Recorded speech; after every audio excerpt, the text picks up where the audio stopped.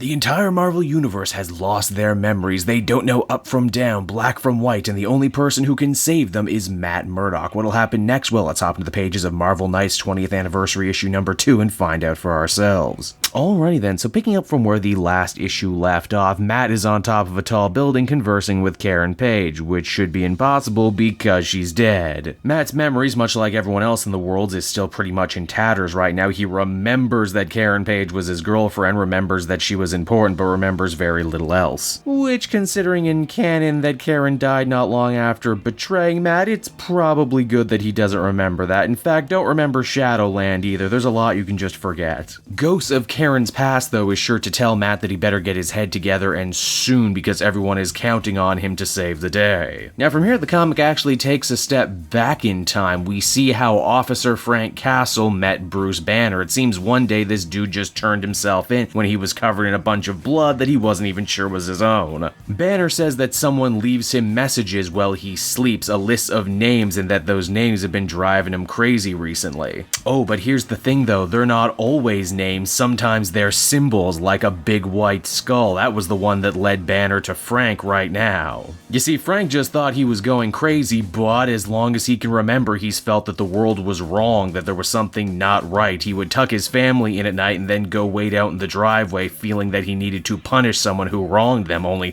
they weren't wronged, they were alive, they were fine. And why yes, before you even have to ask, despite this Banner living a mostly calm existence, time and time again he was overcome by an unbelievable urge to smash. I guess the moral of this story is no matter how strong you brainwash or dry someone, some stains just don't get out. Now, recruiting Matt Murdock to their cause ended up being a no-go, so Castle and Banner decide to recruit someone else, Elektra Nachios, who in this universe is an MMA instructor. Frank tries to talk to her all calm and normal, but this ends up leading to a giant fight where we discover even though her brain has been tampered with, Elektra's fighting skills are still 100% in their prime. In fact, as the fight goes on, you get the feeling the Punisher is step by step starting to remember who he is too, as he absorbs massive attacks that should easily have killed a lesser man, but hey, he's not a lesser man, he's Frank Castle. Now, why exactly is Elektra fighting so hard? Why does she not want to remember who she was before, despite the fact that the Punisher and Banner keep telling her that she was someone different? Well, it's right around here we get to the sad part. You see, Elektra actively doesn't want to remember who she was before. She sees the scars on her body, something that brainwashing couldn't have wiped away, and she figures that whoever she was before probably wasn't a nice person. She probably sucked, and maybe this amnesia is a chance to start over and be better. This rather touching conversation quickly takes a turn when poor Bruce Banner starts hulking out in the squad car.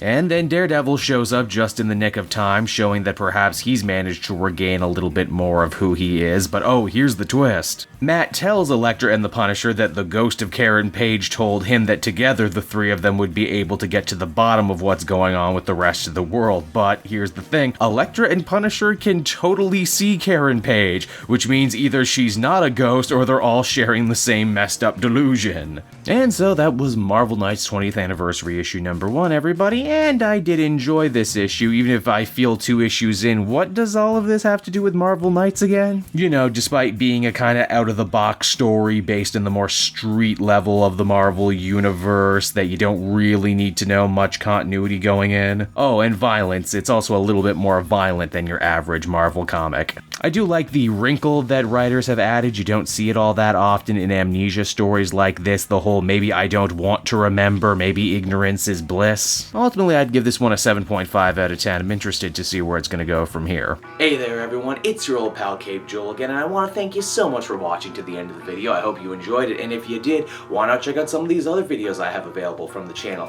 Then you can follow me on Twitter and Facebook at Cape Joel, so you're always up to speed on when a brand new video drops. And hey, if you really like what I do, you might want to become a patron. Patrons get exclusive access to videos and content before anyone else, and they can do so for as little as $1 a month. Enjoy video and audio versions of the Comic Multiverse podcast and other videos before they drop here on YouTube. Heck, interact with me closer than ever before. You get all this when you become a patron. And with that, thank you so much again, everyone, and I will see you all again next time.